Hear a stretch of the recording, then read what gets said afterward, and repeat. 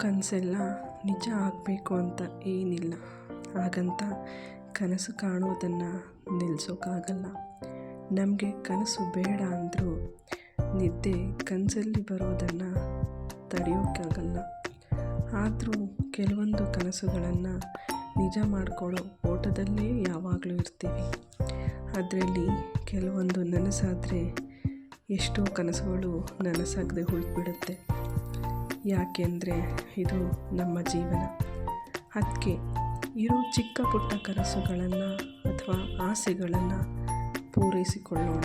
ಯಾಕೆಂದರೆ ನಮಗೆ ಇರೋದು ಒಂದೇ ಜೀವನ.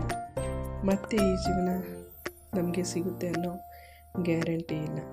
ಅದಕ್ಕೆ ಇದ್ದಾಗ ಹೇಗೆ ನಮ್ಮ ಆಸೆಗಳನ್ನು ಪೂರೈಸ್ಕೋಬೋದು ಹಾಗೆ ಮಾಡ್ಕೋಬೋದು.